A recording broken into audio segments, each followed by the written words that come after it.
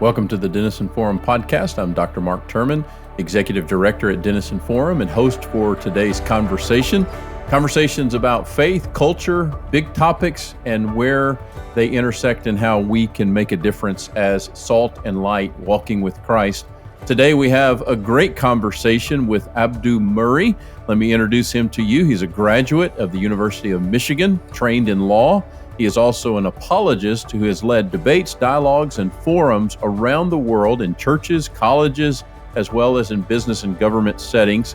He is the host of the podcast, The Defense Rests, which you can find on your podcast platform. He is also the author of numerous articles and 3 books, including Grand Central Question and Saving Truth. Today on the podcast, we're going to talk to him about his book, More Than a White Man's Religion, and hope that you'll pick up that resource as well. And so today, welcome to the conversation. Abdu Murray, welcome to the Denison Forum podcast. Would you like to say hello? I'd love to say hello. Hi, Mark, and hi, everyone else who's tuning in and listening. Thanks for having me on. This is really truly a pleasure and an honor. Well, it's a great treat to get to know you and to learn some about your ministry. As we talked before we hit record, tell us a little bit about your personal story. Many people perhaps listening to our podcast are like, well, this is going to be interesting. We don't meet somebody named Abdu all the time. Yeah. So tell us a little about who you are. Yeah, absolutely. And you know, the name too, it's Abdu and Murray. You're like, what's the deal with the Arabic first name and the Scottish last name? And essentially, it's the Anglicization of my last name. Our last name is really Murray. But when we came over, they said, what's your last name? And we said, Murray. And they said, okay, that sounds like a Scottish guy saying Murray. So they changed our name for us, essentially. So I was raised, born and raised in the United States, but raised in a Muslim family, a strong, very committed Muslim family of Shiite Muslims. So there's the Sunni, which are the majority. Then there's a minority, which is the Shia. And largely the beliefs are the same. A couple of small differences, but nothing that would call one the orthodox or not. But I was committed to it. I was pretty serious about it. And growing up in the Southeast Detroit, Michigan area, at some point during a conversation or during a relationship I would have with somebody, I would want to show somebody why Islam was true and whatever it is they believed, if it was different than Islam, was false. So I went about trying to knock the faith out of people and replace the vacuum with Islam. And I was an equal opportunity faith knocker outer-over. It wasn't just Christians. They were low-hanging fruit because back in the 80s and the 90s, it was fashionable to say you were a Christian even if you didn't really mean it. That's over now, which is a good thing in some senses because now you know who believes what they really believe.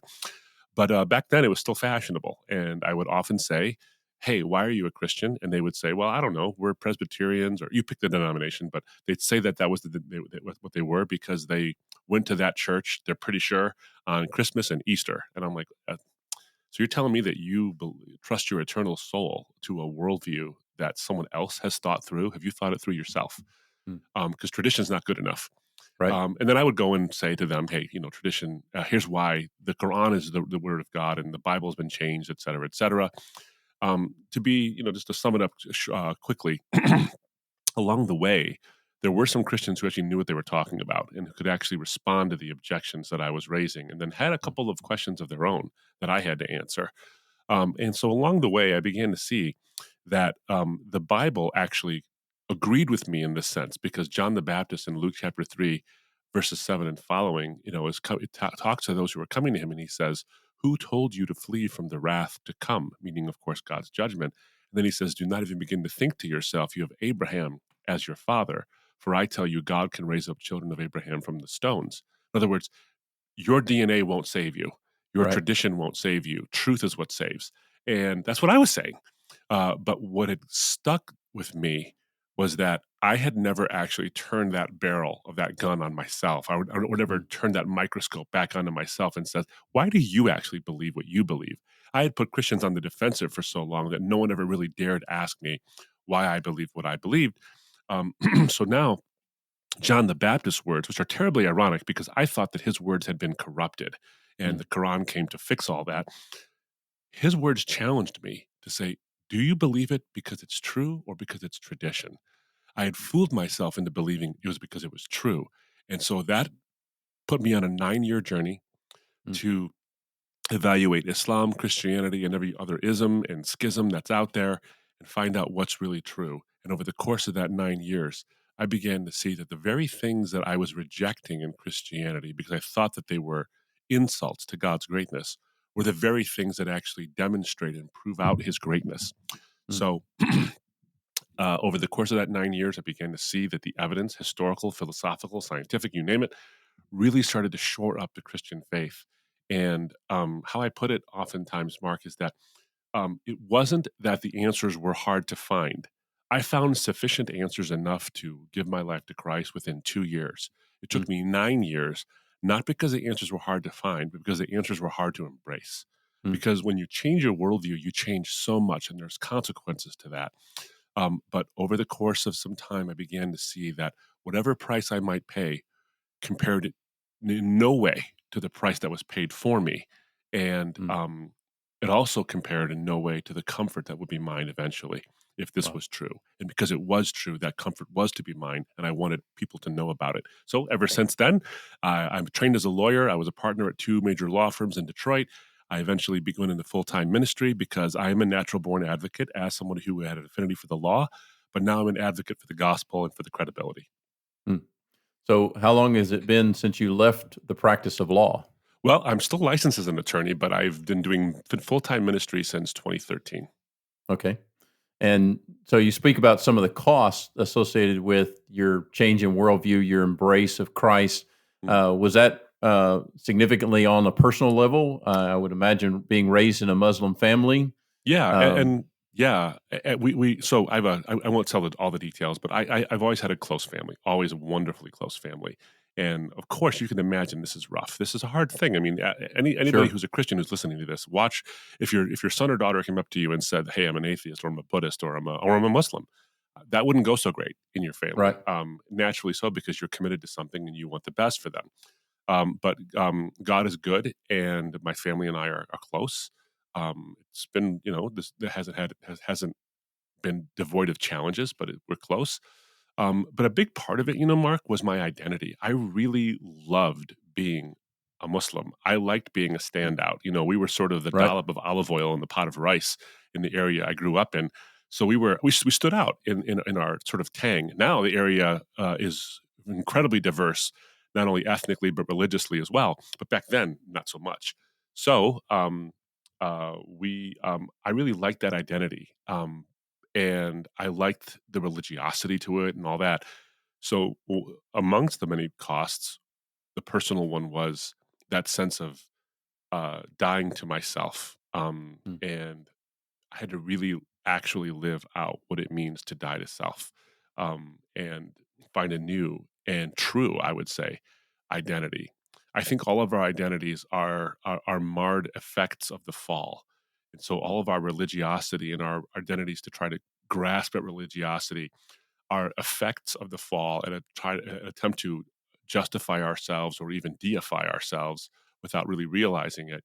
And it's when we find our true identity as those who have fallen, but those who were made in God's image and who have been redeemed, that's when the true identity comes. So, though you have to die to yourself in a significant way, you really truly find yourself, which is why Jesus' words are so poignant when he says, "Whoever loses his life for my sake shall find it," because you find out who you really are. Yeah, it's such a, it feels like in some ways, right, that this word identity Hmm. has just become one of the watchwords of our culture over the last, I don't know, 10 years, maybe a little bit longer. But the idea of identity is really core to the Bible, right? And Hmm. is core to the fundamentals of these questions that we are always asking: Who am I? Where did I come from? Why am I here?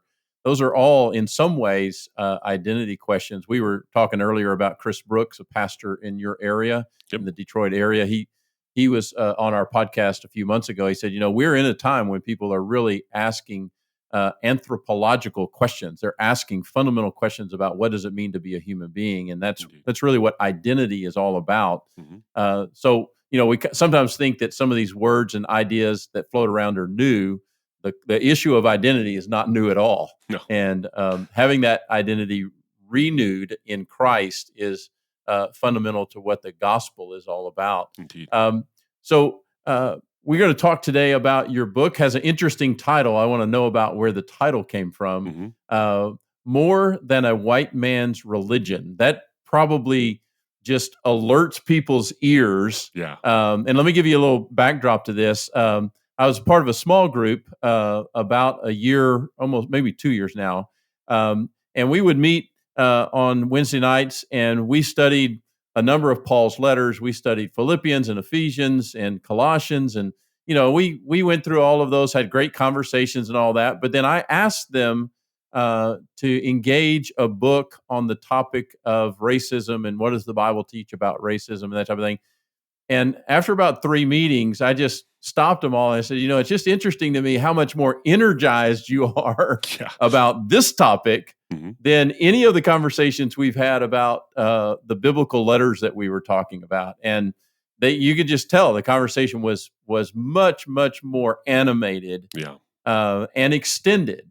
What prompted you to write on this topic of racism and sexism? Yeah, and it's the illustration you just gave, or the story you just told, is in many ways just it's illustrative of why I wrote this. I've spoken at a lot of open forums at a lot of universities around the world, in fact, and I noticed a shift in the tenor of the questions that were being asked by skeptics or even Christians whose faith were probably hanging by the thinnest of threads in the era of deconstruction. And the shift had gone from the primary questions being questions of propositional truths like, did Luke get it right that Lysanias was tetrarch of Abila in the beginning of his gospel? Did David really exist? Do we have any historical evidence for any of the issues that the Bible says were actually historical things? Science and faith, and are there contradictions here and there? What about this? What about that? Those were propositional issues and propositional truths that you could, what I call hard apologetics. It's like sort of like the hard sciences, not difficult, but I mean like hard, like objectively knowable things.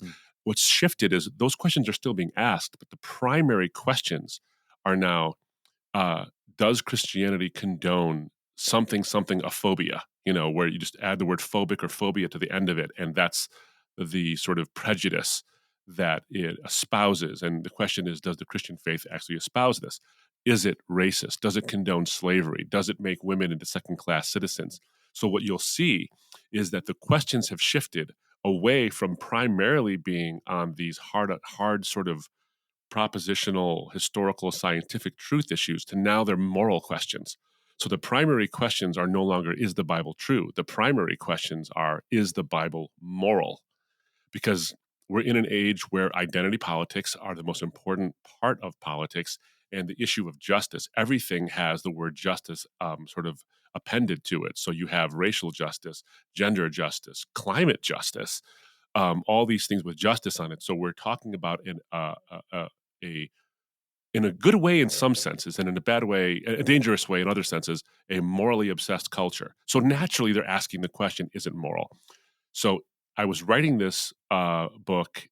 I was writing a chapter in another book that actually addressed how Jesus is not a product of his time, that he actually spoke in ways that transcend time. How I put it is, Jesus's words are a passport that has many stamps across different cultures, but also across different times. And so he speaks to the contemporary issues of his day, but he speaks timelessly to the issues of our day. And as I was writing that chapter, it ballooned from like a 20-page thing to an 80-page to a 90-page thing. So I called my agent and I said, hey, I think I have a book here. And then, of course, in the middle of that, not only did the pandemic happen, but George Floyd happened. And that ignited a global conversation on race. And then George Floyd got politicized. And then it became appended and political with regard to the evangelical faith. And we're also in the throes of the Me Too movement. And Christian faith, specifically evangelicalism, but Christian faith broadly, was sucked into this thing. Sometimes it was our fault as Christians, and other times it wasn't deserved. But it got sucked in nonetheless and became equated with the ideas of racism and sexism and judgmentalism and all these different, so-called phobias. So, in order to address the urgency of the culture and the urgency of the issue at hand, I wanted to write a book that addressed the toughest questions the culture is asking. And of course, there are tough passages in the Bible we have to wrestle with that suggest that slavery is okay. I don't think that the Bible actually says that, but upon first reading, one might get that. It suggests that women are second class citizens to men.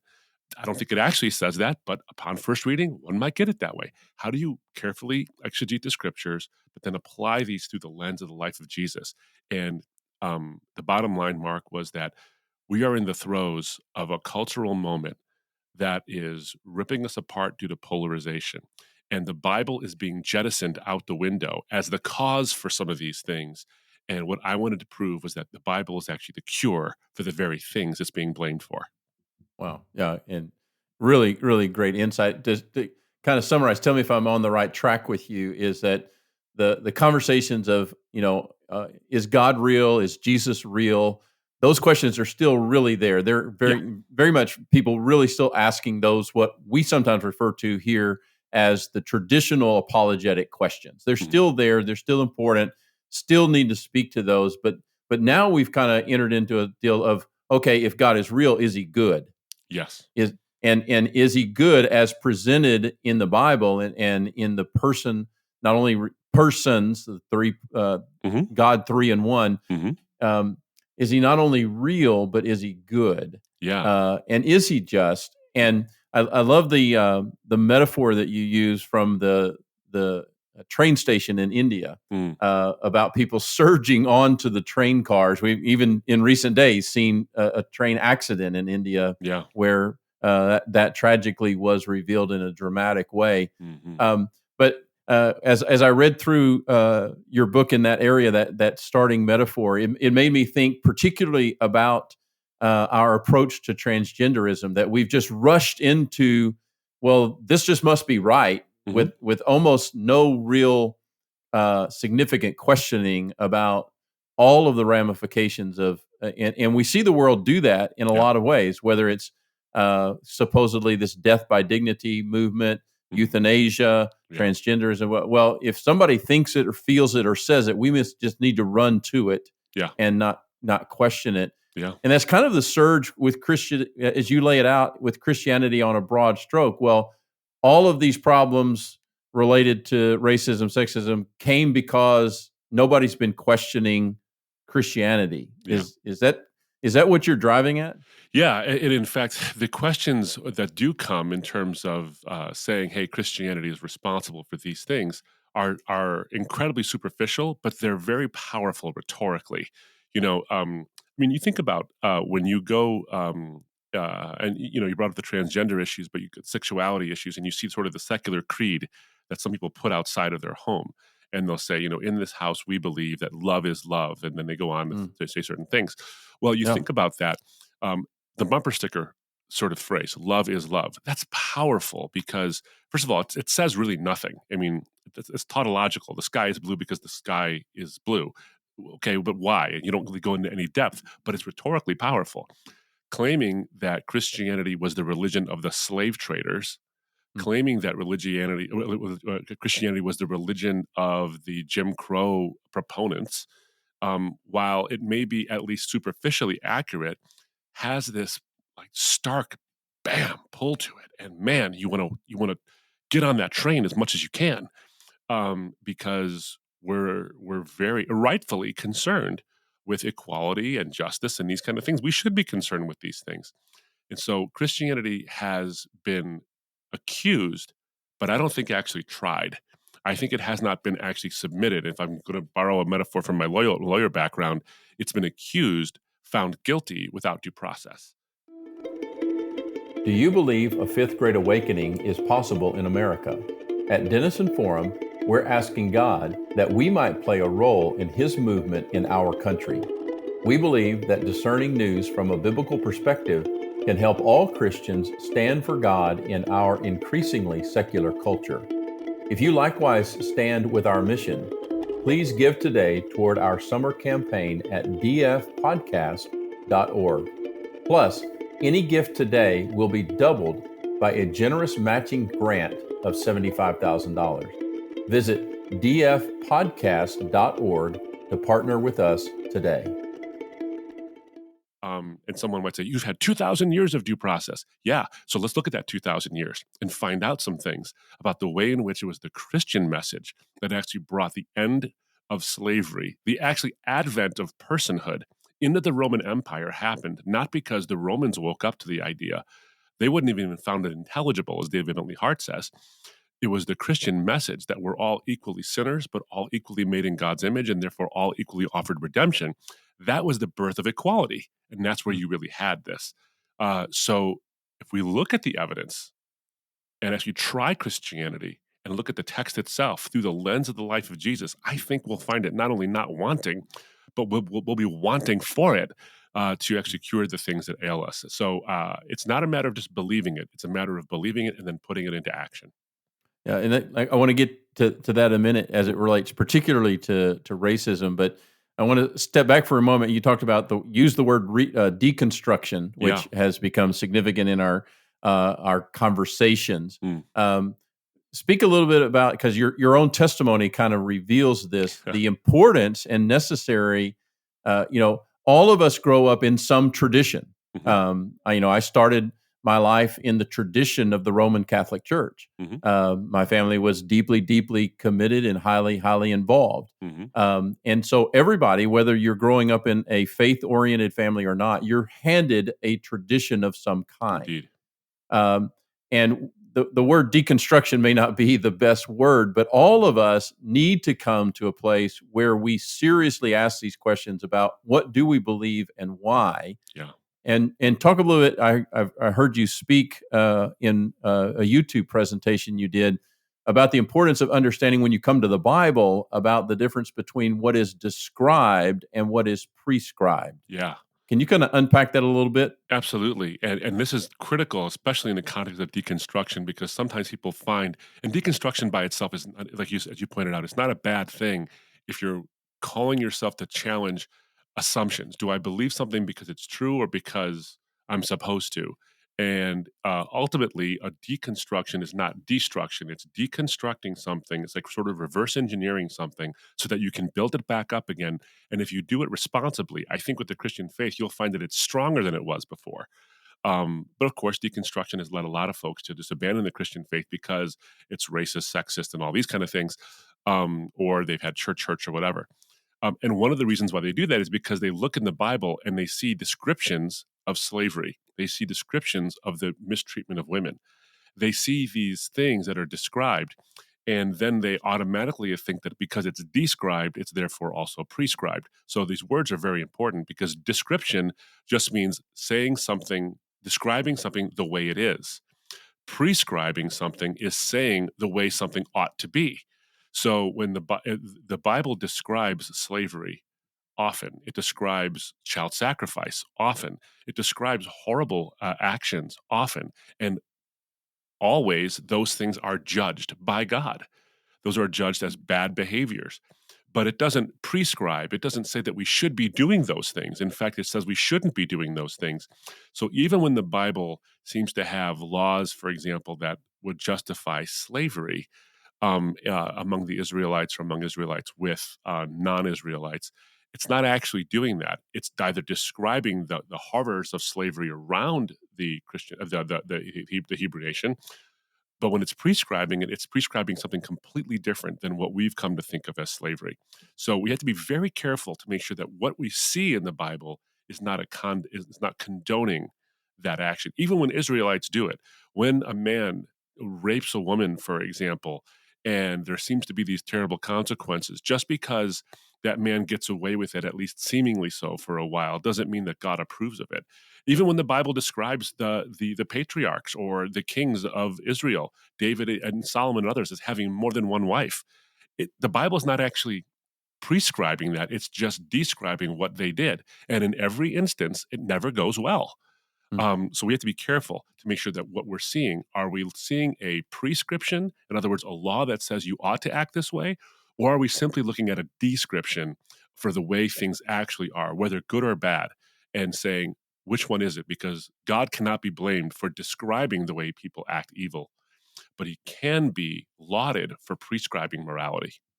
Which, when you think about that, just kind of fundamentally starts with the creation of the Ten Commandments or the giving of the Ten Commandments. Mm, This is the way it ought to be. These are the ideals by which people ought to live. indeed. Many other places we could point to that.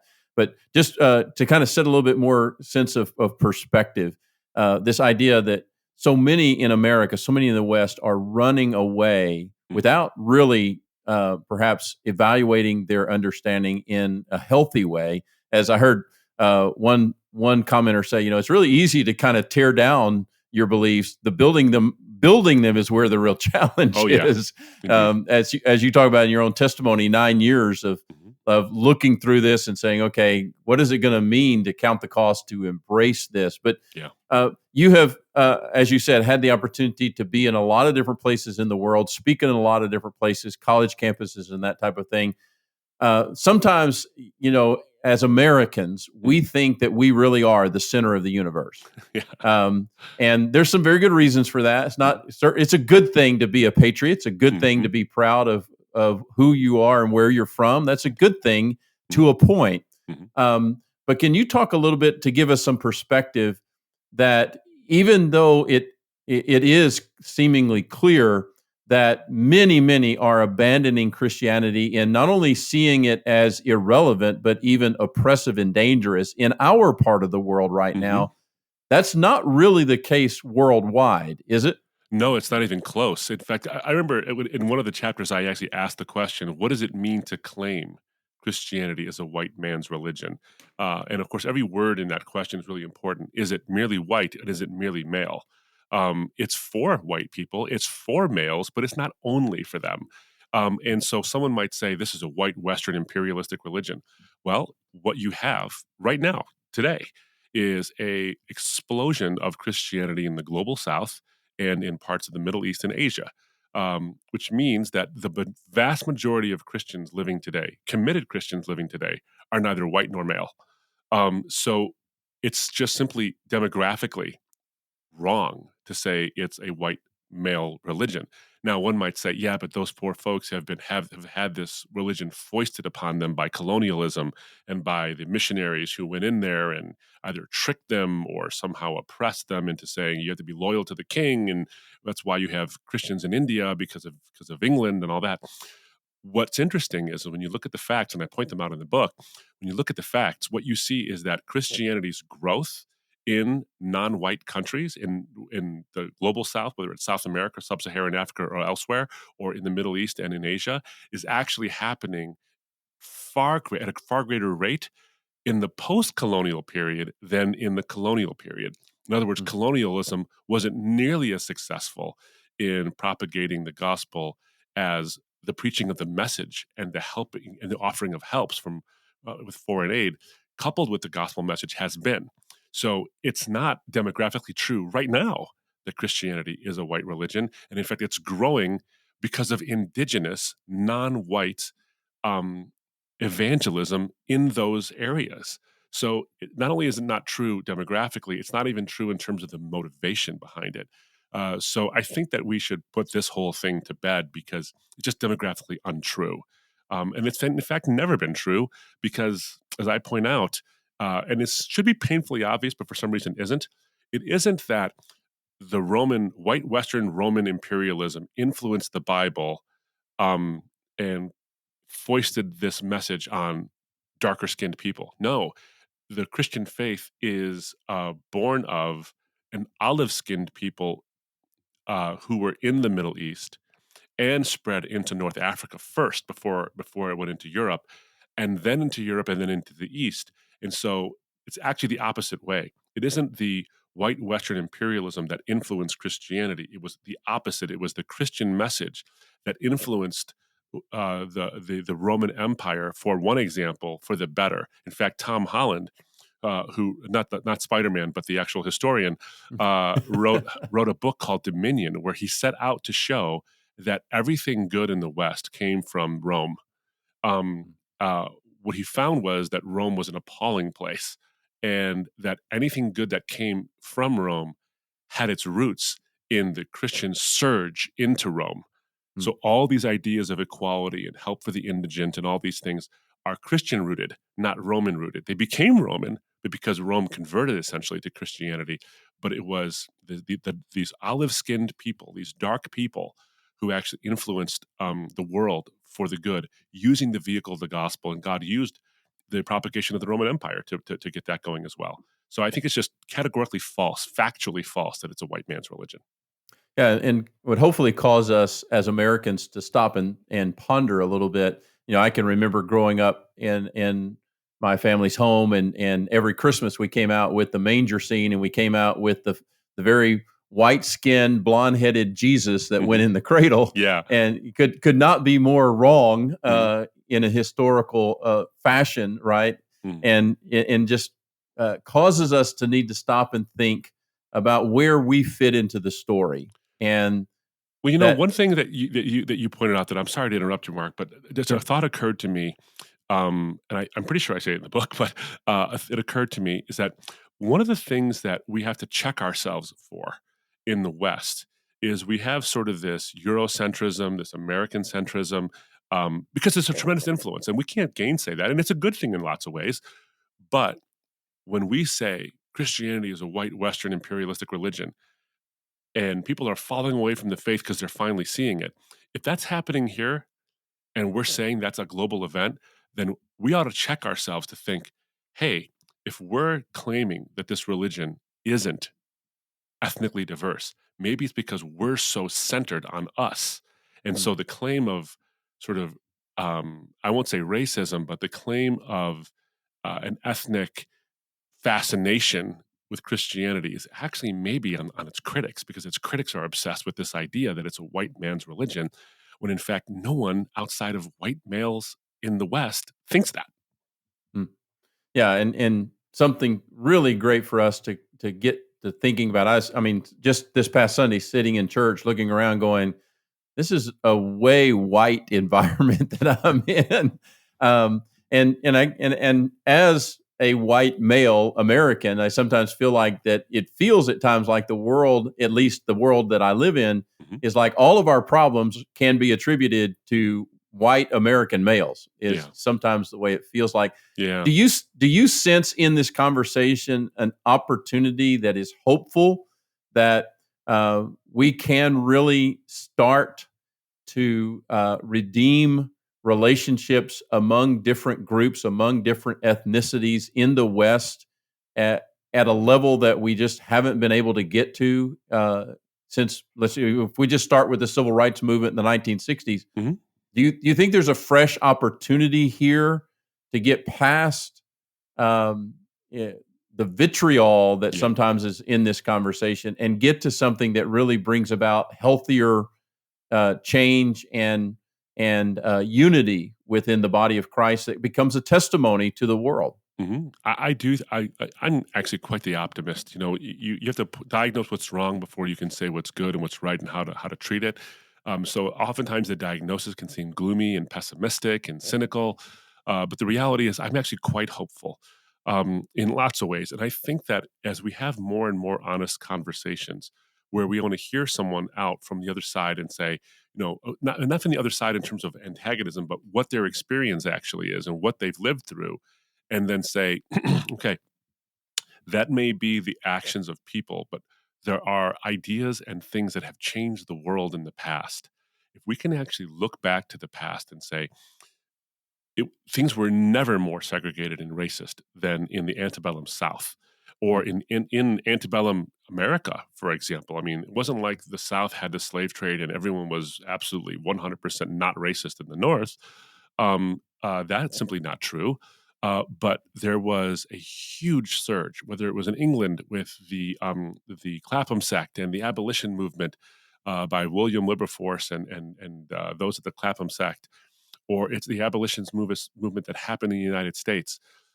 Those were the impetus for those was the Christian message. And if it happened before, why can't it happen again?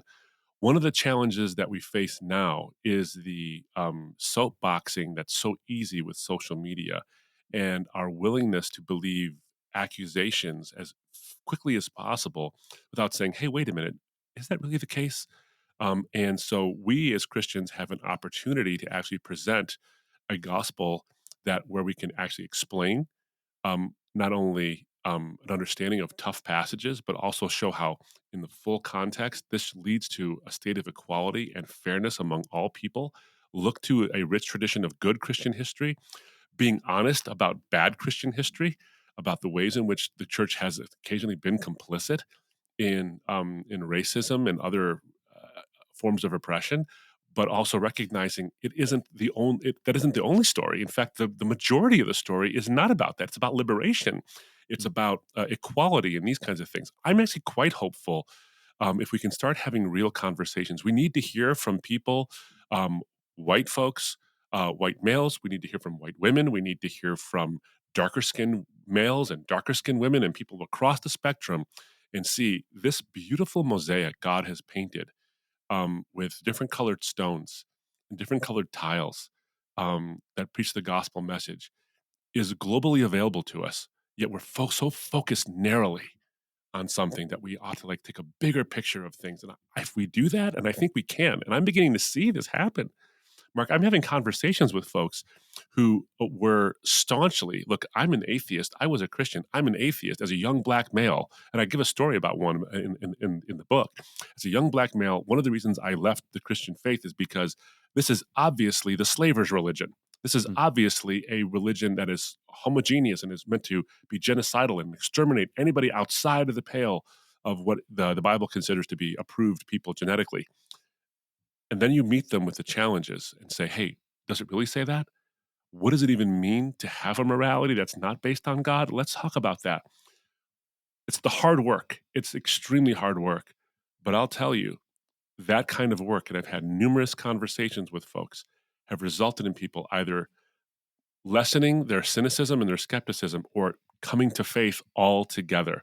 So I am very optimistic about this, but we need more of us to be doing it and not necessarily shouting, our political issues, but speaking, what does the Bible actually say? This is the way that cultures are not only uprooted, but rerooted and oriented towards goodness, beauty, truth, and Micah 6:8 to walk humbly, seek justice, love mercy, and walk humbly with our God. If we do all three of those things, the gospel commands us to do those things, and a true understanding of it can help us get there. So bring that down to street level for me, if you Yeah. would, about do you think that we will see, maybe even are seeing in America, real progress in terms of both our communities and our churches being more diversified from the standpoint of both ethnicity and let's just maybe put in the context of gender leadership? Yeah. Do you see that actually becoming reality? In some places, yes. Is it widespread as I'd like it to be? No, but in some places, I think the answer is yes. I mean, you go into some church. I speak at a lot of different churches, and it's funny. The ethnic makeup sometimes can be like you go into a traditionally black church. It's almost entirely black folks. There's a couple of white folks and a couple of Hispanics or whatever who might be there. You go to a traditionally white church, and it's largely still white. I mean, I think the statement that Sunday is the most segregated day of the week in America is probably still largely true. But is it changing? I think the answer is yes. And is it a slow change? I think the answer is also, unfortunately, yes. But that change in and of itself is a big deal. I'll give you an on the ground example of this. I was a part of a movement here in Southeast Lower Michigan. Chris Brooks was one of the spearheads of it, actually, as an African American pastor with tremendous gifts and wonderful gifts of leadership as well. He and other pastors, I think there were 500 and something different denominations across the Southeast Lower Michigan, had formed together for what was called the Each movement. Everyone a chance to hear, EACH. They wanted to preach the good news through good words and good deeds. And this was across not only denominations, but it was across the ethnic spectrum. We had Hispanic pastors and white pastors and black pastors and Arabs and you name it. They were in it together. And black pastors were preaching at white churches and white pastors were going to black churches. And you had this wonderful sort of conglomeration of people. And the effects of that ministry that happened years ago are still felt today. In Detroit, which is one of the most, the 8 mile border between Detroit and the suburbs is a real thing. It's so much more permeable than it used to be. Is there still a lot of work to do? Absolutely. But I'm seeing this happen, and I'm seeing these wonderful relationships and these friendships. The number of Black folks in my life who have enriched my life so much because of that kind of concerted movement of the church to say we need our diversity. We need to reach we all need each other. Man, it's pungent and it's powerful and it lasts. Is it as good as I'd like it to be? Well, no. I mean, it'll never get there until Jesus comes back, but we have to keep working at it. And if we can do it here in any level of success, we can do it anywhere. Right. You talk about being in your book about being an insider outsider. Yeah. Yeah. And that kind of relates to this issue. What has it been like for you as a speaker, pastor, preacher, writer, an Arab American speaking into this issue? Do you find yourself getting shot from both sides or getting applauded from both sides, a little bit of both? What's it been like for you? It's largely been acceptance. I think that my ethnic background affords me a level of credibility. My religious, I come from it. The insider outsider idea is that here I am. I'm a male talking about the Bible and gender in a midst of a Me Too movement. It's like, well, you're an outsider. You don't know what it's like to be female. Well, of course I don't, but I do come from. Look, Middle Easterners are not known for women's rights necessarily. We're not known for that. Yet I was also raised to respect my women elders. Um, and so I came from this like sort of schizophrenic view of like, well, women are my elders and they should have authority, but my culture says that men are the authority over women, strongly so, and the religion I came from has some issues with that as well. So I come from it and I look at a fresh perspective from the Gospels, and I see something different there. So that is different from my outsider perspective, and I was like, oh my goodness, this is refreshing my mind as a male. But then I also look at it from an ethnic minority where I've had my unfortunate share of people calling me various racial epithets or ethnic epithets because of my Arab background or when I was a Muslim, whatever it was. So I know what it's like to be a part of a minority. So here I am talking now about this issue, seeing the freshness and the beauty of the gospel. And it's interesting to me that what you have is people who are terribly afraid of wokeism, saying anything that sounds like you use the word diversity in a positive light or these kind of things. Well, that's woke. Are you being woke? Are you becoming woke? Like, well, read the book. I think you'll find out that I'm not. But you also have people on the left who are saying, you're not being, sincere enough and you're not being woke enough. And so you do get clobbered a little bit on both sides of it. But I find that, and Mark, this is, I think, the case in the current climate, globally speaking, but especially in the West. Nuance is not rewarded. Nuance is punished. Right. And it's punished by both sides of the issue. But I think steady, obstinate, radical commitment to nuance and thoughtfulness will get fire from both sides. But I also think that's exactly where you want to be because it's not possible that everyone in a fallen world is 100% right on their views. We have to come to the nuance. Um, do I agree with conservative critics on some of these things? I sure do. Do I agree with some of the issues from people on the left? On some issues, I listen and sometimes I agree. Does that mean that I'm left or I'm right?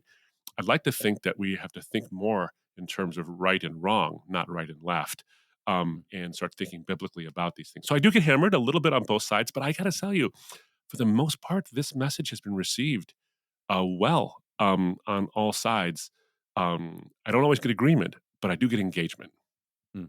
Well, I hope, and I hope with work like what we're doing today, the work that you're doing, that we're helping people move past a soundbite construction of narratives. You talked about social media technology, the ability to not only form but to quickly form various narratives and to have very little nuance in them. When I think many people are coming to this insight of knowing in their heart, look, these are complex issues Mm-hmm. and they require deep thinking and they require a real wrestling with ideas and with things that are both inside them and outside and beyond them. Mm-hmm. But let's talk a little bit more about how Jesus and the Bible um, really do emphasize the value of all people, and that of course includes women. I heard a British theologian, Rebecca McLaughlin, talk about how Jesus drew women into his ministry. He discipled women, and then he deployed women. Um, Mm. Talk about that from the perspective of your book. How did Jesus really elevate in the context of the culture in which he was living? How was he radical when it came to to valuing women and upholding them in a way that had not been seen in a good while? Well, and you look at the contrast with the way some of the rabbis, the leading rabbis at the time, had spoken about women. And I point this out in the book. When you look at some of the ways some of the leading guys had talked and said like things like, it would be better to bury the law in the ground than to teach it to a woman, or Mm, it is more dangerous to walk in front of a hungry lion than it is to walk behind a woman. And women have no gifts intellectually except with in the kitchen or with the spindle. mm, These are the kind of things that they were hearing. And so you not only look at the words Jesus used, but you look at some of the specifics here. I mean, think about the way Jesus was almost scandalous, not in a provocateur kind of a way, just for provocation, but in a way to wake people up. With women, for example, in Luke chapter 15, Jesus uses a woman in the parable as a woman who has 10 silver coins, and if she loses one, she goes to find them. A woman in that parable is a proxy for God in that parable. That's not the kind of thing that they would have done back in those days. mm, Then you look at the Samaritan woman and what happens in John chapter 4, and she becomes the first cross cultural missionary of the gospel. He commissions a woman to do that, and he gives her her identity. She had been denigrated not only because of her ethnic sort of half breed issues, but then all this moral stuff that was heaped upon mm, her, whether she did it to herself or others had done it to her.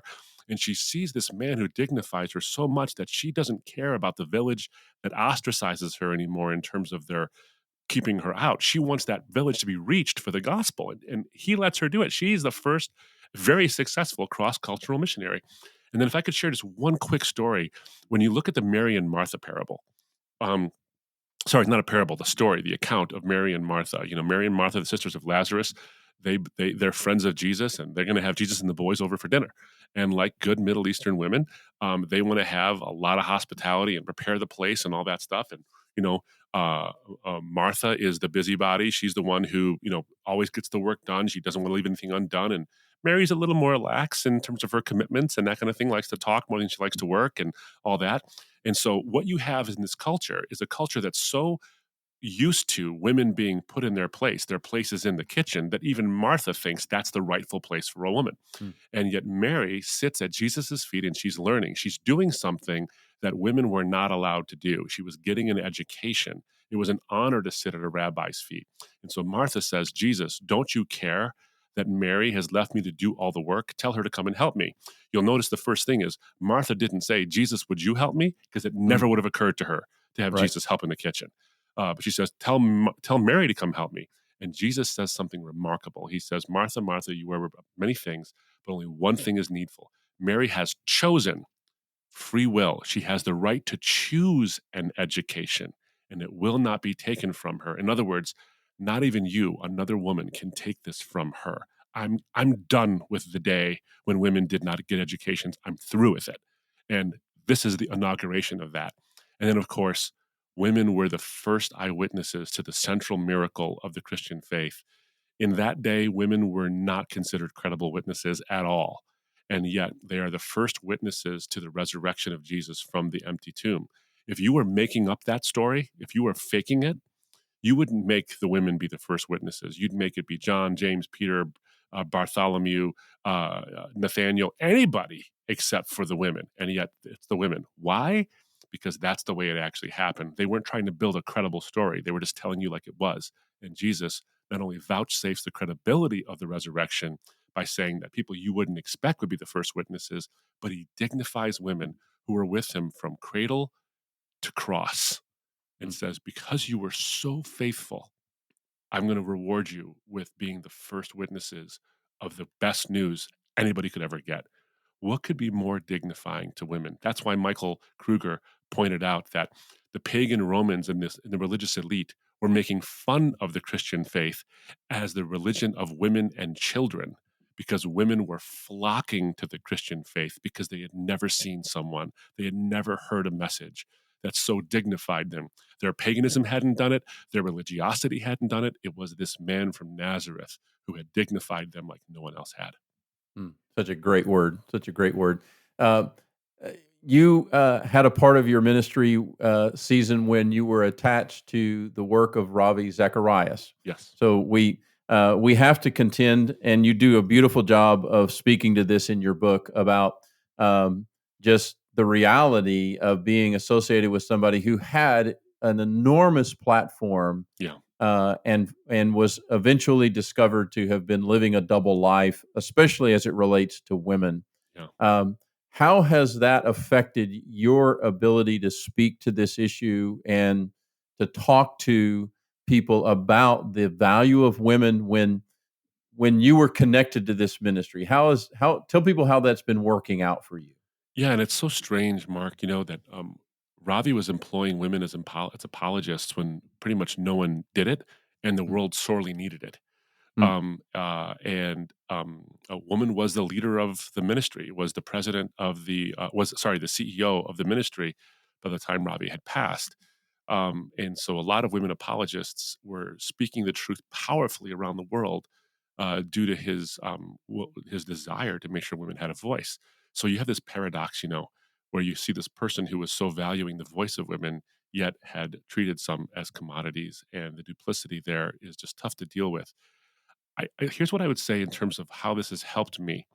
I can't speak to those who might receive the message a certain way. I can't. I wouldn't dare to proclaim what they should or should not feel in response to it. What I can tell you, and you have to take it at face value, I suppose, is as I've written in the preface of the book, I'm a blemished person writing for blemished people, mm, and my experience has shown me just how blemished I am, and just how blemished all of us can be, but how unblemished Jesus actually is. He never used his power to overcome the vulnerable. Rather, he became vulnerable to redeem the powerful and the vulnerable.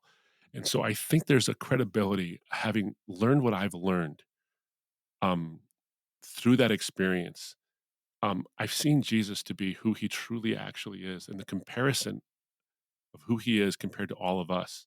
And I think also that we have to abandon this idea. We say things like the best of men are at best just men, and Jesus is perfect.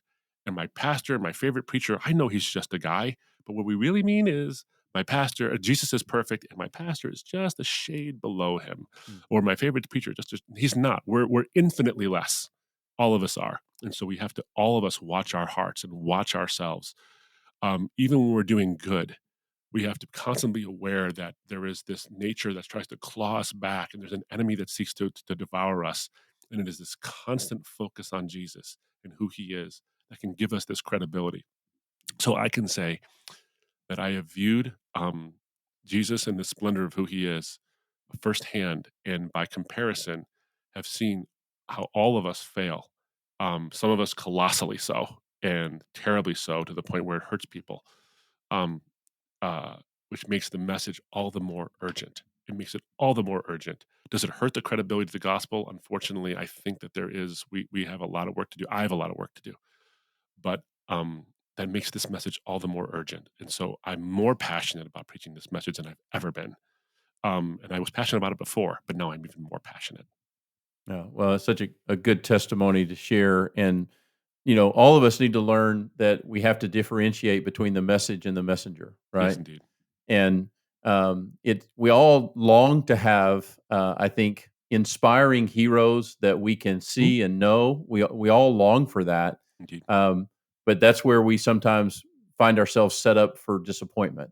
Yeah. Is that we put too much stock in the messenger and don't pay the primary attention to the message, and that's something we have to be clear about.